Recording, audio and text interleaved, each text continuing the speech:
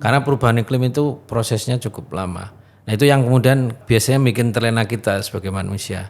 Biasalah cuman agak panas, tahun depan panas lagi.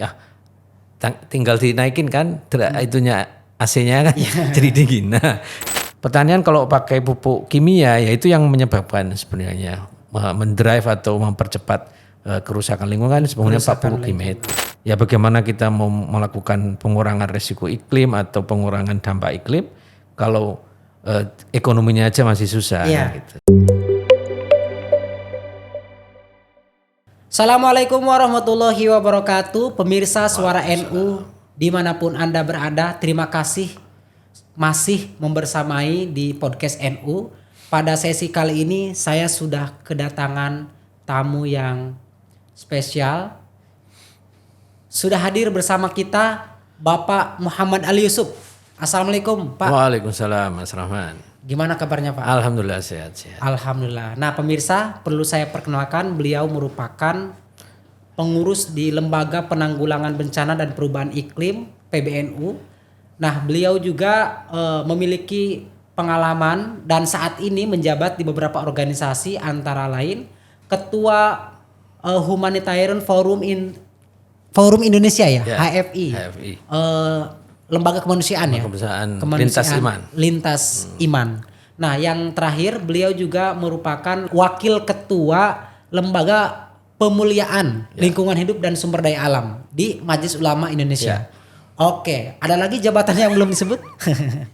Cukup ya.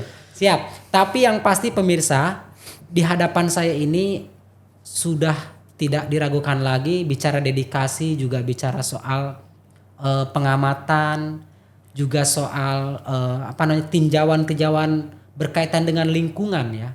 Jadi insya Allah beliau ahli di dalam membahas dan membincang soal lingkungan. Kebetulan pada sesi kali ini kita akan ngobrolin banyak hal terkait dengan lingkungan.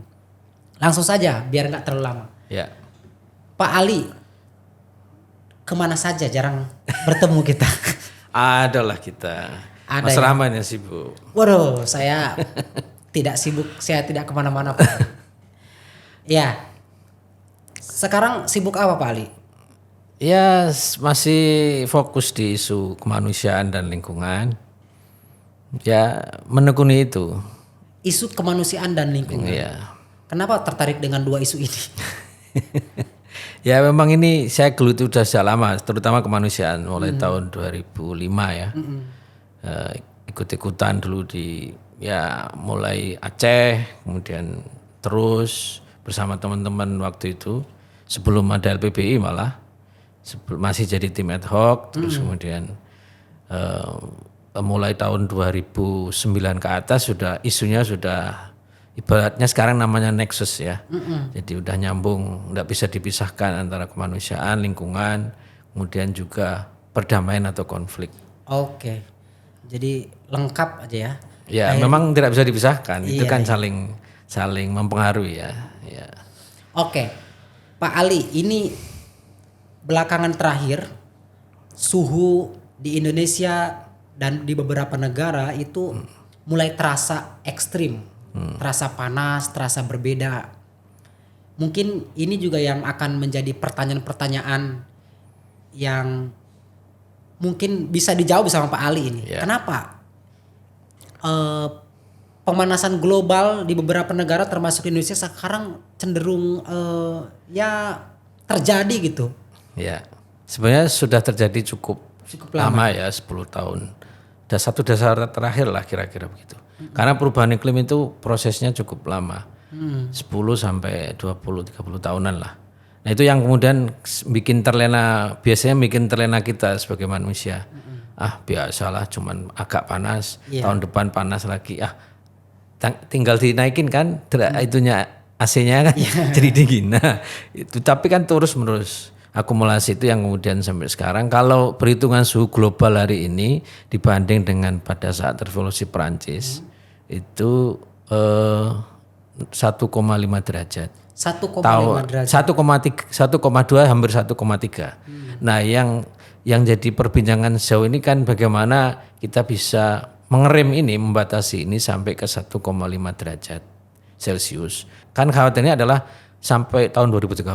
Nah, di beberapa prediksi mengatakan sampai sebelum 2030, 2027 sudah 1,5 derajat. Masalahnya adalah ketika panasnya itu sudah sampai 1,5 derajat Celcius, itu akibatnya sudah akan sangat buruk, lebih buruk dari yang kita alami sekarang. Jadi bisa dibilang lingkungan hidup kita saat ini tidak baik-baik saja. Iya, tidak baik-baik saja memang. Apalagi kalau Indonesia sendiri ngelihatnya gimana? Kalau Pak Ali ngelihat Kalau Indonesia data, kalau kita ini ya kita ngomong basis data biar enak ya, bahwa BNPB kan sudah merilis dalam 3 tahun terakhir ya, itu kan datanya dari mulai tahun 2010 sampai tahun 2020, itu bencana yang terjadi di Indonesia itu mayoritas atau didominasi oleh bencana karena kerusakan lingkungan, bahasanya namanya bencana hidrometeorologi. Itu menjadi pengingat, jadi kayak reminder gitu bahwa ini loh yang sesungguhnya terjadi saat ini, perubahan iklim sudah kita rasakan dampaknya. Kan sesungguhnya yang penting kan dampaknya itu. Ya. Nah, selain soal perubahan iklim tadi, ini juga mungkin pasti berkaitan. Yang mana dulu itu kan ini Pak Ali, kalau hujan itu kan biasanya di bulan ber gitu kan. Dulu waktu saya kecil, tapi sekarang itu kayaknya naik turun ya. Kadang besok hujan, sekarang panas. Atau sebaliknya besok panas, sekarang hujan. Itu ada pengaruh dari sana. Iya, itu namanya anomali cuaca. Anomali cuaca. Dan itu bagian dari dampak dari perubahan iklim. Dampak jadi dari iklimnya itu tidak menentu. Iklim itu kan iklim itu adalah gabungan dari cuaca dalam sekian waktu sampai 10 sampai 30 tahun itu yang kemudian namanya menjadi iklim. Iklim kan tidak tahunan atau tidak harian. Kalau harian namanya cuaca. Iya. Oh, cuaca hari ini hujan, cuaca hari ini panas, itu cuaca jangka pendek. Jangka panjangnya namanya iklim. Nah, ini kadang-kadang yang banyak salah dipahami. Ya. Oke, tapi saya pengen nanya lebih lanjut ini soal penyebab dari perubahan iklim dan pemanasan global ini apa sih? Ya, aktivitas kita sehari-hari. Salah satunya. Aktivitas kita sehari-hari. Ya, kita sehari-hari kan Mas Rahman naik motor, mengeluarkan asap. Itu kan dari energi fosil ya. Betul. Itu mengeluarkan gas beracun namanya CO2. Ya kan? Itu kemudian bikin polusi, bikin atmosfer rusak, ya sudah. Itu salah satunya. Salah satu penyebabnya. Nah, itu kalau cuman Mas Rahman. Kalau 1 juta Mas Rahman atau Mas Rahman punya pabrik, Ya. sama juga. Nah, kan banyak aktivitas, pokoknya hampir semua aktivitas manusia, mulai dari industri, bahkan pertanian pun sesungguhnya memiliki itu. Kotoran hewan, kotoran manusia, kemudian juga sampah, kemudian juga perubahan lahan, hutan digunduli atau deforestasi, kemudian dirubah menjadi lahan permukiman, lahan industri dan sebagainya. Itu akumulasi itulah, itu kan semuanya terkait dengan aktivitas pembangunan untuk memenuhi kebutuhan manusia. Oke, tapi kan sangat tidak mungkin ya misalnya kita kemudian solusinya tidak menggunakan kendaraan misalnya. Kemudian tidak menggunakan plastik misalnya. Kalau meninggalkan banget kan nggak bisa ya. Nah, kira-kira solusi apa nih yang paling mungkin bisa dilakukan untuk menanggulangi pemanasan global itu? Perubahan iklim, pemanasan global yang menyebabkan perubahan iklim itu ada 2 cara. Yang pertama namanya mitigasi. Mitigasi itu kita kurangi penyebabnya tadi, tidak hanya CO2 tapi juga metan dari kotoran manusia, kotoran hewan, itu namanya metan, pertanian juga gas metan dan sebagainya. CO2 juga tadi saya sebut banyak sekali. Ya, itu kan harus kita kurangi juga. Tapi di sisi lain kita ini sudah menghadapi dampaknya. Makanya kita harus berupaya menggunakan upaya namanya adaptasi perubahan iklim dengan mengurangi resiko atau potensi dampaknya.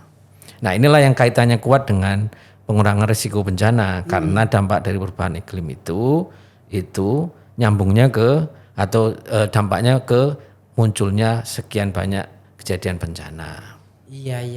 Jadi tetap harus kita jalankan, kita kurangi aktivitas kita, naik motornya, jalan kaki atau naik sepeda atau ganti mobil listrik atau motor listrik.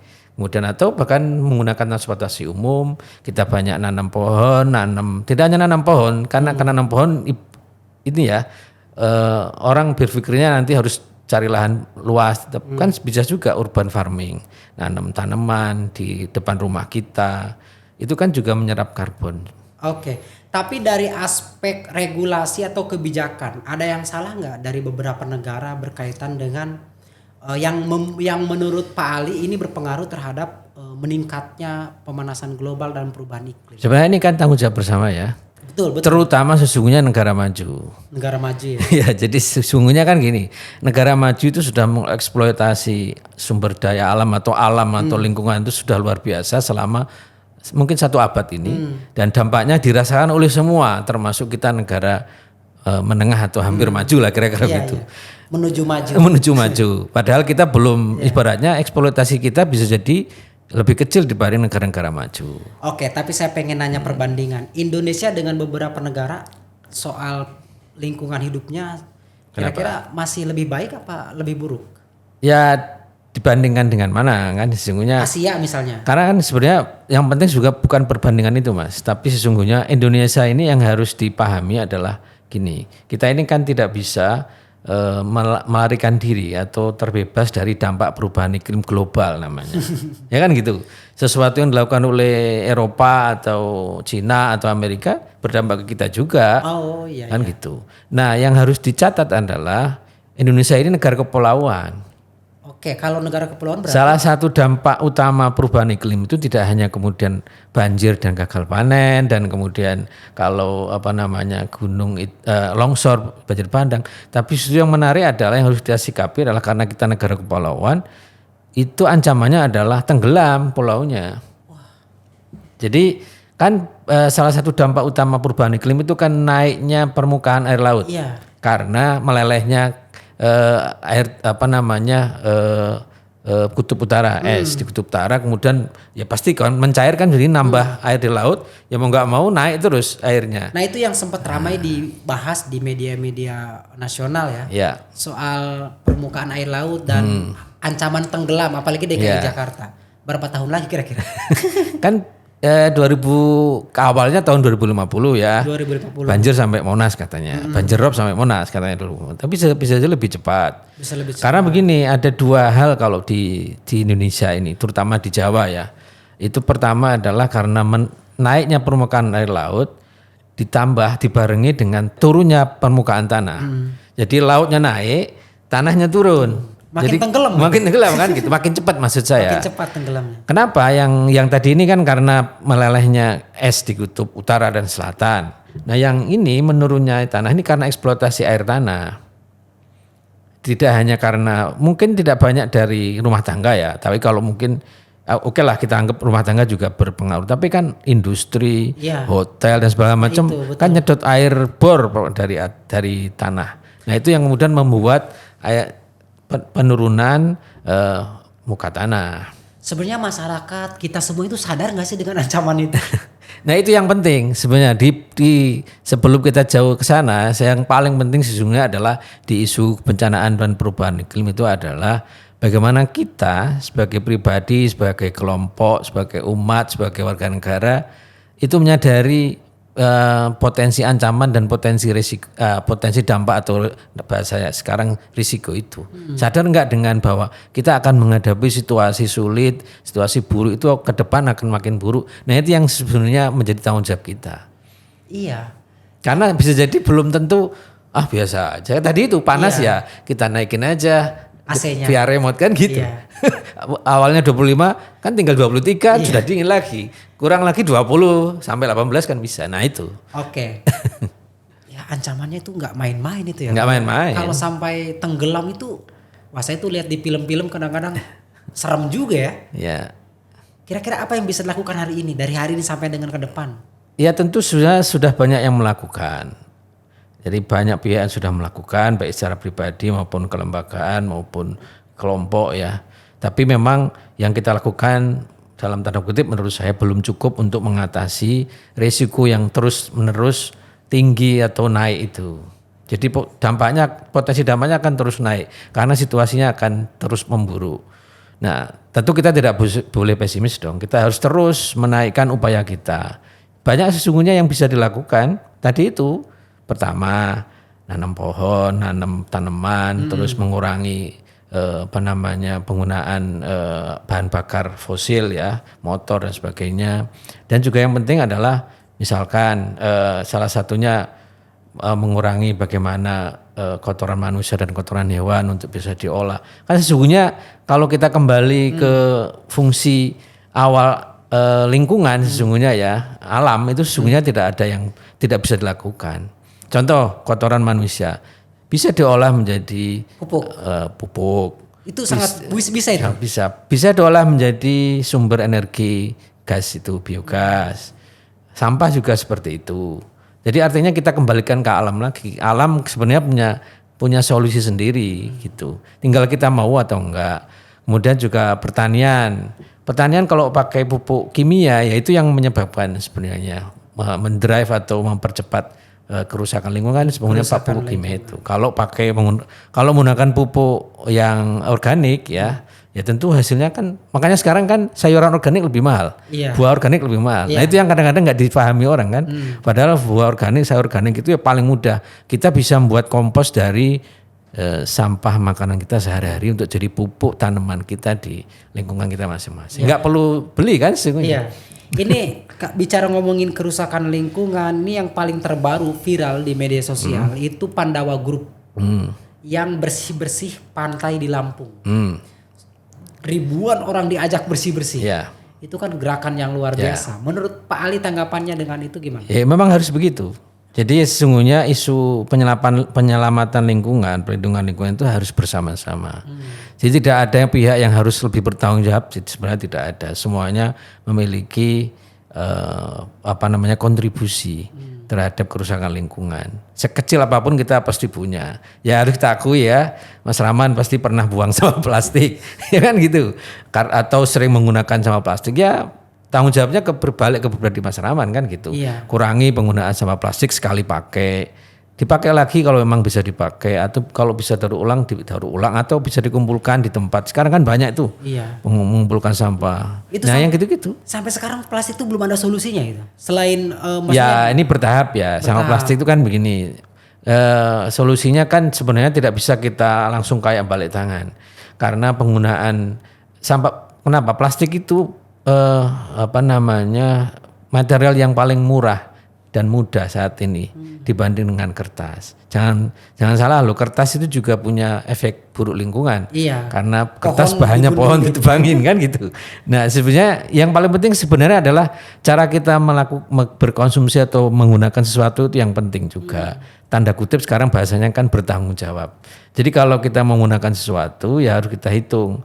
Ini bisa saya pakai lagi enggak, atau kalau saya enggak bisa pakai lagi ini ngerusak berdampak buruk ke lingkungan atau enggak kan gitu. Ya jangan berhitung kalau cuma plastik saya kan enggak ada masalah. Tapi kan jangan-jangan yang punya pikiran begitu 1 juta orang, 10 juta orang atau 1 juta orang ya jadinya jutaan sampah kan gitu. Pak Ali kan sudah berkeliling ke beberapa negara ya.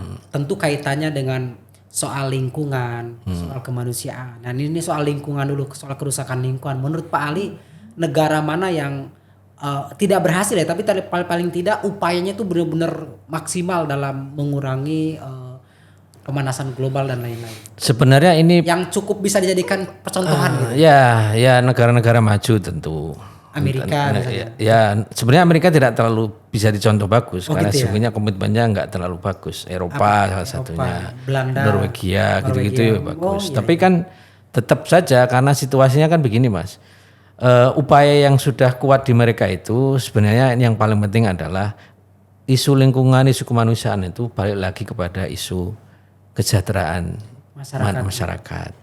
Ya kalau kesejahteraan masyarakat tentu nyambung dengan tingkat pendidikan, kapasitas orang. Itu memang begitu. Ya kalau sebenarnya gini, kalau kita ajak masyarakat Indonesia untuk langsung sadar bisa jadi sadar, tapi kan kemudian dia berpikir orang saya ini masih cari duit susah, bayar SPP anak saya besok juga susah, cari makan besok susah, ngapain saya ngurusin sampah, gitu-gitu kan. Yang mungkin kalau negara maju udah nggak berpikir begitu karena semuanya diurusi pemerintah kan. Nah inilah yang penting sesungguhnya disampaikan bahwa tidak bisa kegiatan penyelamatan lingkungan itu jalan sendiri, tidak menggunakan perspektif. Kalau bahasa Ketua Umum saya kan bahwa isu lingkungan, isu penanggulangan bencana itu multi perspektif karena memang semuanya berkaitan. Ya bagaimana kita mau melakukan pengurangan risiko iklim atau pengurangan dampak iklim kalau ekonominya aja masih susah gitu. Berarti Padahal gini, dengan melakukan sekarang ini sudah banyak model penyelamatan lingkungan yang kemudian juga memberikan efek atau nilai manfaat ekonomi. Sampah itu dengan istilah ekonomi sirkular atau sirkular ekonomi. Jadi tadi itu kita kumpulkan sampah kita bisa jadi mendapat reward. Atau kita kemudian kalau mau lebih serius kita daur ulang kita akan jadi duit juga. Kan banyak sekarang perusahaan yang daur ulang sampah. Sampah plastik kan jadi usaha Tapi baru. Indonesia belum ada pabrik yang ada.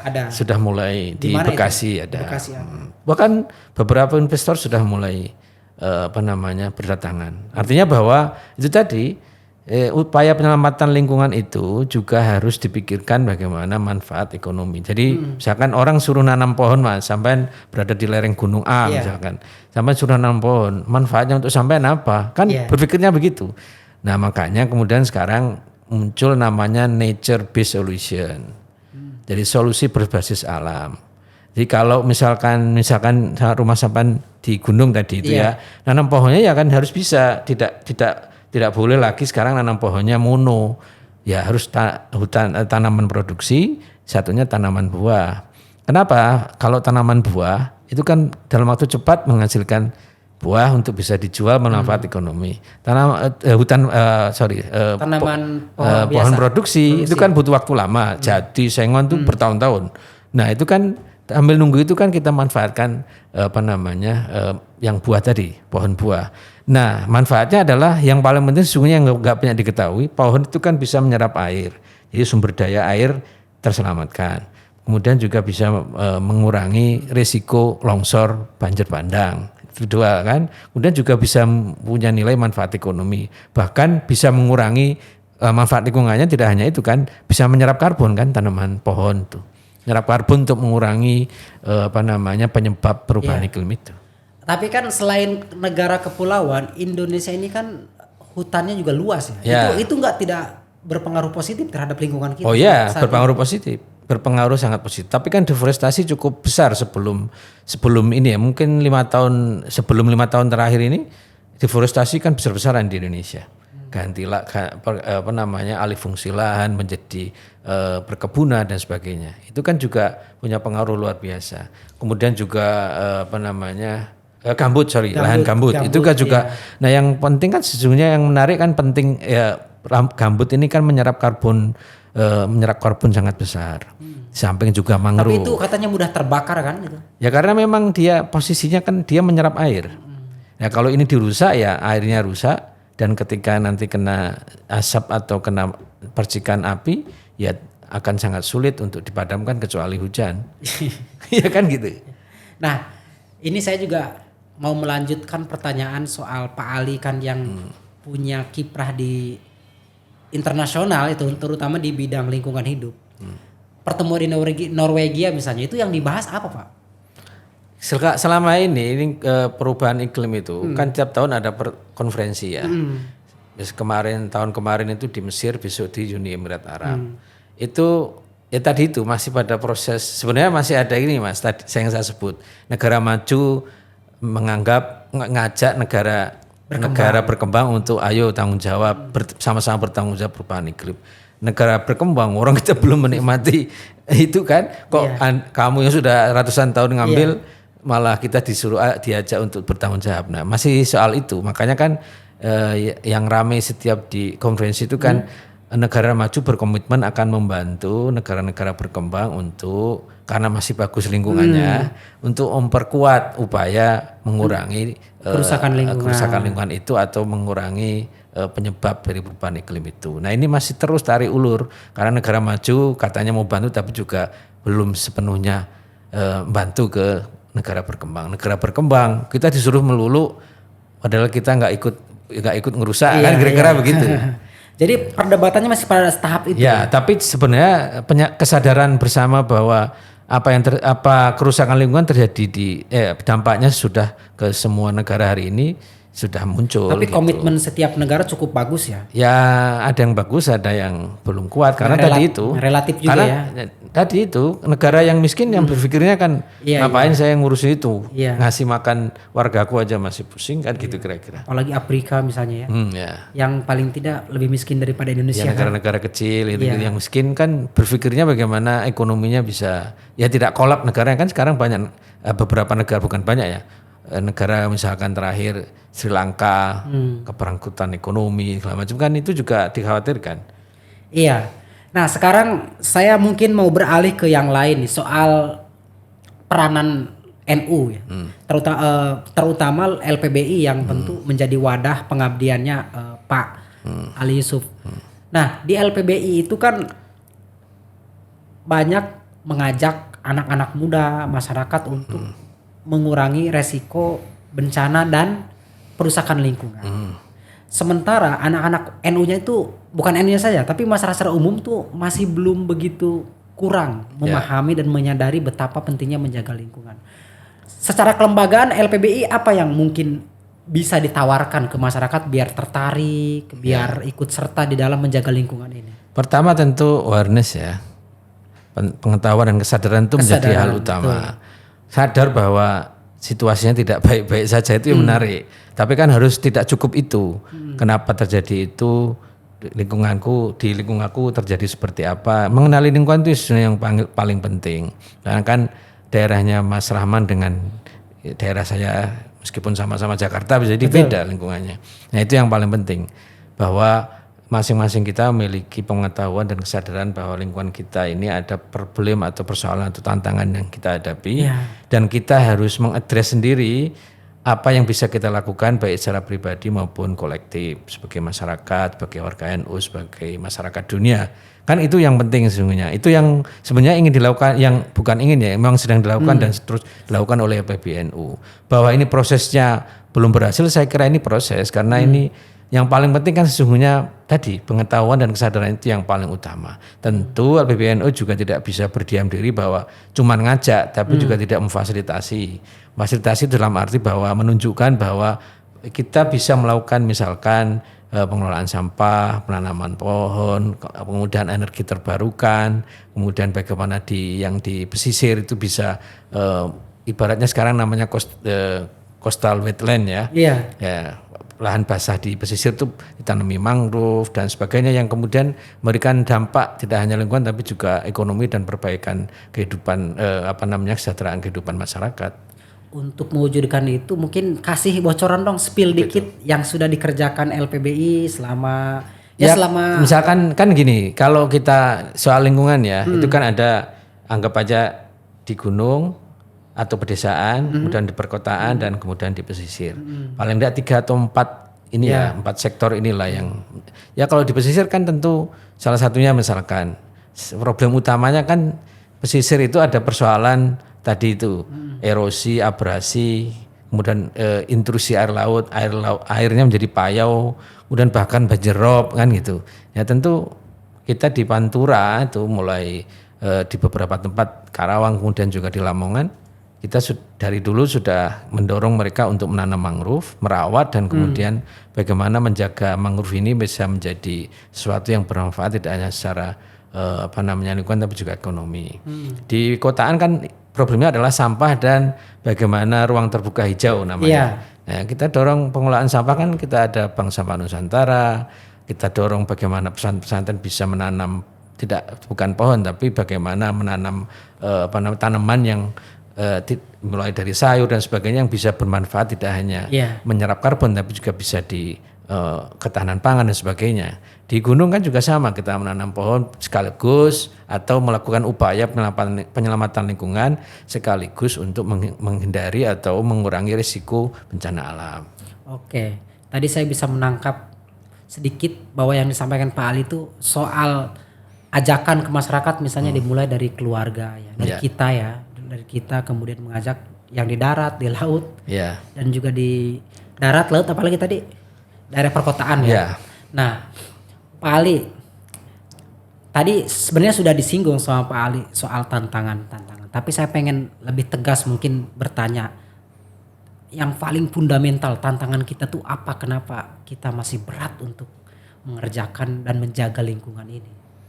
Itu kan tidak hanya kita ya, tapi juga negara. Negara. Bisa jadi karena gini kan, pilihannya adalah pembangunan dan arahnya ke kemajuan ekonomi, tapi juga bagaimana di sisi lain ada kerusakan lingkungan. Yang paling utama deh. Apa tuh? Ya dari tantangan Ya kepentingan ekonomi tentu terutama. Ekonomi, ya.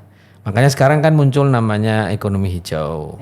Jadi ekonomi tetap maju tapi lingkungan tetap terjaga. Sehingga sebenarnya banyak cara sesungguhnya yang bisa dilakukan.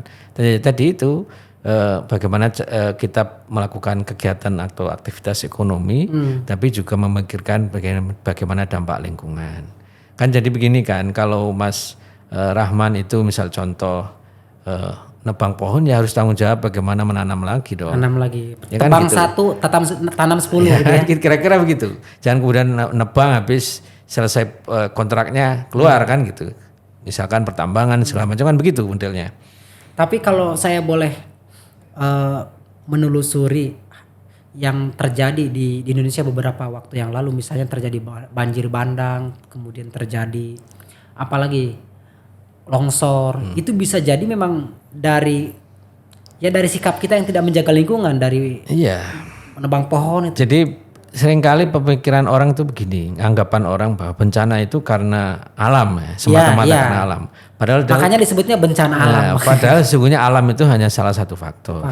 Nah kalau belajar namanya kajian risiko Mas Rahman, itu ada yang namanya kerentanan alam, kerentanan fisik, kerentanan sosial, kerentanan ekonomi, dan beberapa kerentanan yang lain. Itu faktor-faktornya yang faktor yang harus. Begitu juga ya, di sisi lain kapasitasnya harus ditingkatkan di sektor-sektor tadi itu. Nah itu jadi artinya tadi balik lagi bahwa memang isu lingkungan, isu kebencanaan atau kemanusiaan itu faktornya sangat luas, kompleks. Tidak bisa ditangani hanya dengan salah satu cara saja atau satu pendekatan saja. Pendekatan keagamaan saja tidak cukup, tapi juga harus menggunakan pendekatan teknologi, pendekatan ekonomi, sosial dan budaya. Termasuk tadi yang Pandawa lakukan itu kan pendekatan budaya namanya. Pendekatan budaya. Menjadi gerakan kan, ngajak orang, bahkan pendekatan budaya itu kan namanya, menjadi sebuah gerakan itu yang penting. Nah ini yang sesungguhnya penting, bagaimana mengajak orang untuk bersama-sama berkontribusi mengurangi dampak lingkungan atau kerusakan lingkungan. Kira-kira LPBI bisa nggak kayak gitu ya? Loh bisa, di banyak tempat kita sudah lakukan. Dulu ya? Di Bali juga begitu. Tapi justru yang paling penting adalah masyarakat kita, warga NU itu yang kemudian menjadi tanggung jawab kita sebagai pengurus atau organisasi NU. Yang perlu disadari adalah yang paling terdampak kerusakan lingkungan dan bencana itu adalah masyarakat miskin, masyarakat terpinggirkan, masyarakat ekonomi lemah. Ya tentu itu banyakkan dari warga NU ya. Betul, itu yang kemudian kita harus selamatkan. Oke. Nah, ini juga relevan nih dengan gagasannya Gus Yahya nih. Yang soal ekologi spiritual. Berarti sepakat ya bahwa ekologi spiritual itu bagian dari upaya PBNU untuk menjaga lingkungan, kelestarian alam, dan tentu menjaga sikap kita terhadap lingkungan. Sepakat nggak, Pak? Sepakat lah, karena justru agama itu sudah memberikan landasan bijak, kemudian acuan dasar untuk bagaimana kita melindungi, melakukan pemeliharaan lingkungan, pelestarian lingkungan hidup itu sebenarnya sudah dari sononya sudah ada, di Al-Quran ada, contoh dari Nabi banyak. Tidak boleh buang hajat di air yang tenang maupun air yang sedang ngalir kan. Kemudian juga suruh menanam pohon meskipun besok kiamat kan ada, itu semua sudah ada. Sudah diuraikan di dalam ajaran. Cuman kan kita tidak cukup seperti itu, karena sesungguhnya pendekatan keagamaan ini juga harus disandingkan dengan pendekatan sosial, budaya, dan juga kemajuan teknologi ini. Ya itu penting juga, ini soal budaya misalnya. Di daerah Kalimantan, Riau, Jambi itu kan yang tanah gambut itu Pak Ali. Itu masyarakat tuh menganggap membakar hutan tuh budaya. Buka lahan kan. Buka lahan, betul. Jadi katanya daripada saya pakai mahal-mahal, alat berat, mahal-mahal, mendingan dibakar selesai urusan. Ya memang murah. Di biaya pembukaan lahannya, tapi akan mahal pada biaya dampaknya. Tahu sendiri kan kebakaran hutan tahun 2000 berapa itu? 2016. Itu luar biasa. Tidak hanya soal kerugian ekonomi tapi juga kesehatan kan. Itu kan Australia sampai ini kan sampai protes. Bom air. Malaysia Singapura pasti. Ya.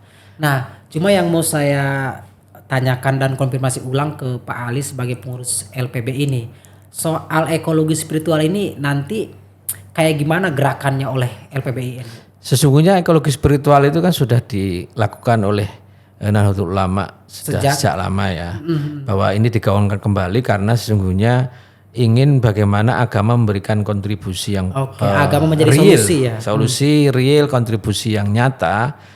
Tapi sekali lagi tidak hanya pendekatan keagamaan, juga harus sandingan dengan pendekatan yang lain. Tidak hanya budaya, sosial, ekonomi, juga teknologi karena tadi itu yang saya sebut, yang namanya kajian risiko hari ini harus juga dilihat di situ. Yang paling penting sebenarnya kan kajian risiko, mengenali ada potensi dampak atau kerusakan lingkungan yang berdampak buruk ke depan, itu yang justru paling penting. Berarti ini digagas di era siapa nih yang ekologi spiritual? Kalau boleh tahu. Apa tuh? Yang ekologi spiritual. Kan sebenarnya Kiai Ali Hafiz sudah menggagas sejak lama. Ya kan gitu. Almarhum ya. Kemudian bahkan Kiai Ali Hafiz juga, Kiai Lafi dan kemudian Kiai Ma'ruf Amin juga pernah mengusulkan konstitusi syariah harus tambah. Iya. Hifdzul alam. Hifdzul alam. Ya, dari lima hal itu kan menjadi 6 hifdzul alam. Nah, kemudian sekarang digaungkan kembali. Saya kira ini menjadi hal positif untuk terus bagaimana Nahdlatul Ulama sebagai organisasi keagamaan itu memberikan contoh kepada masyarakat dan sekaligus mengajak masyarakat untuk bergerak aktif. Siap. Pak Ali ini apa enggak bosan dan enggak capek ngurusin soal lingkungan ini? Enggak, ya gimana, bukan soal capek ya, tapi kan sesungguhnya ini isu yang gini Mas, kalau enggak ada yang concern di situ juga nanti semuanya juga akan terdampak kan sesungguhnya. Yang paling penting kan sesungguhnya kerusakan lingkungan, bencana alam itu dampaknya tidak kemudian hanya soal fisik ya. Tapi juga bagaimana secara organisasi juga terganggu. Bahkan sebenarnya praktek-praktek keagamaan juga terganggu. Masjid rusak, masjid kena rob, itu kan sebenarnya itu berbahaya bagi agama kan gitu. Masyarakat tidak bisa beribadah karena air susah kan, kekeringan. Itu kan juga sebagian dari dampak perubahan iklim kan, kekeringan, nggak ada air, tayamum terus kan susah juga. Terus kemudian banjir juga kan, tadi masjid musola rusak, kena longsor, kena banjir bandang. Iya, berarti harus banyak orang-orang kayak Pak Ali ini yang banyak sudah mau mendedikasikan di isu-isu lingkungan. Ya banyak, tapi jumlahnya nggak sebanyak yang lain. Ya yang paling penting sesungguhnya bahwa apapun terkait dengan isu kemanusiaan dan lingkungan itu yang perlu kita pikirkan adalah dampaknya itu berantai dan ke semua sektor, ke semua aspek kehidupan kita. Iya. Terutama kemiskinan. Ya tentu habis bencana pasti miskin. Iya. Ya kan gitu. Bencana apapun lah, mau banjir juga rusak semua, pasti berkurang menjadi tambah pengeluaran kita dan segala macam. Kemudian juga bisa jadi hilang mata pencarian kita, segala macam kan gitu. Saya pengen motret yang kejadian peristiwa di Anyer, yang tsunami di Anyer itu. Itu kan berdasarkan informasi yang saya dapat disebabkan oleh bergesernya lempengan bumi. Ya, kemudian menjadi laut itu menjadi kayak tumpah gitu. Nah, kalau menurut Pak Ali Yusuf itu bagian dari kajian lingkungan juga nggak berkaitan dengan gimana caranya biar pergerakan bumi ini tidak menjadi dampak menghancurkan kita yang ada. Bumi bergerak itu tidak bisa kita lawan. Tidak bisa ya. Tidak bisa. Tapi bahwa dampaknya itu yang sesungguhnya kan, gempa itu kan nggak masalah, tapi kan bangunan roboh yang jadi itu kan yang menyebabkan orang meninggal. Berarti gimana cedera itu kan begitu. Berarti gimana caranya? Ya kalau ada gempa gimana bangunan nggak roboh kan gitu intinya. Itu yang harus kita pikirkan. Kalau ada tsunami tinggal dihitung berapa meter kan, 15 meter ya berarti kita naikkan kan gitu, kira-kira begitulah. Itu contoh bicara mudahnya aja, tapi intinya bahwa kerusakan lingkungan, penanggulangan bencana atau kemanusiaan itu juga sangat penuh dengan isu sosial juga dan ekonomi. Tuh. Ya. Ya, ini saya lebih nanya ke dedikasi sebenarnya, tadi menyambung apa yang saya tanyakan soal capek apa enggak di bergelut di dunia lingkungan.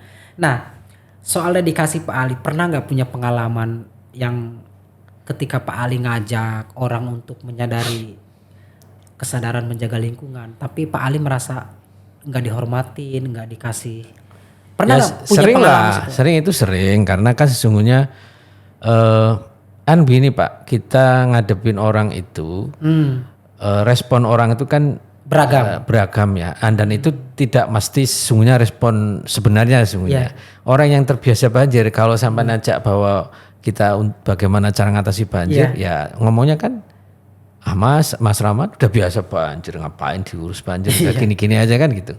Karena nanti bisa jadi juga terkait dengan dia. Contoh aja, misal contoh di pinggir-pinggir kali sungai Jakarta yang sering banjir itu, ya kan dia ngeluh kalau pas saat banjir, tapi kalau pada saat tidak banjir diajak ngomong banjir juga males. Iya.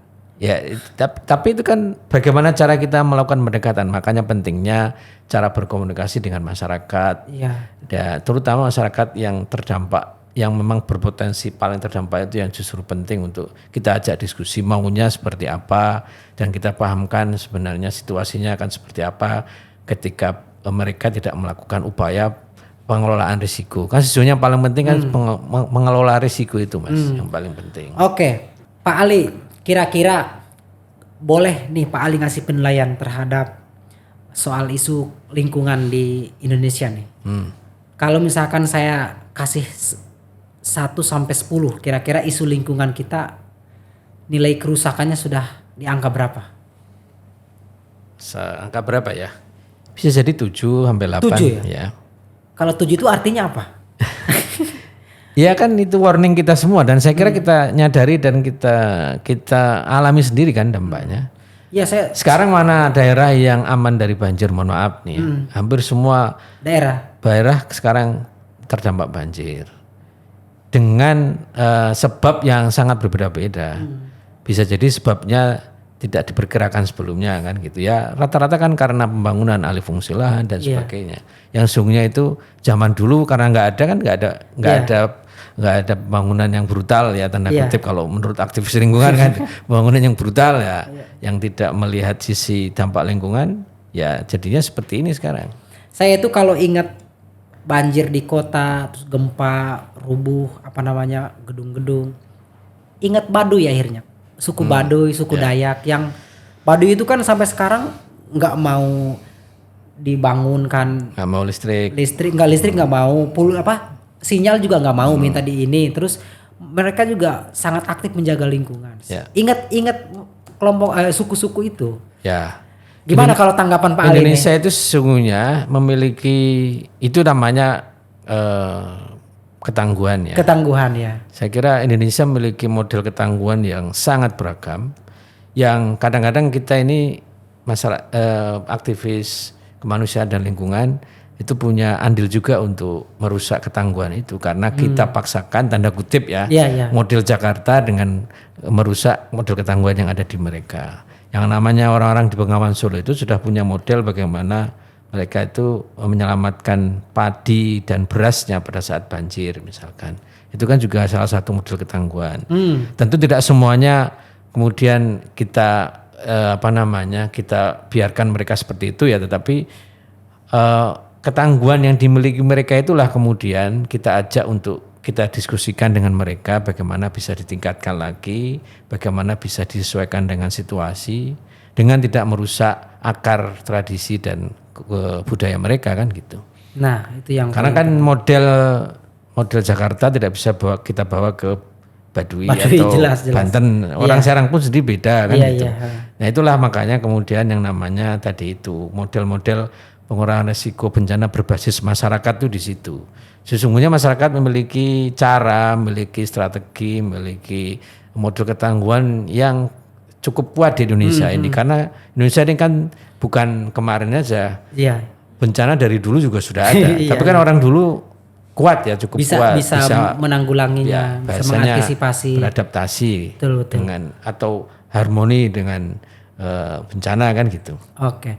Siap Pak Ali. Terima kasih banyak ini Sama-sama, atas waktunya. Terakhir nih, mungkin Pak Ali bisa memberikan harapannya gimana soal lingkungan hidup, terutama juga imbauan kepada masyarakat agar kita tetap bisa menjaga lingkungan, merawat dan juga ya terus menjaga lingkungan kita biar tetap bisa berdampak positif. Silakan Pak. Ya kita harus memiliki kesadaran yang kuat untuk melihara lingkungan, karena kalau mau tidak mau harus melihara lingkungan. Kalau kita tidak ingin mendapatkan dampak buruk dari kerusakan lingkungan, ya bencana dan sebagainya itu ya, termasuk nanti kemiskinan dan sebagainya.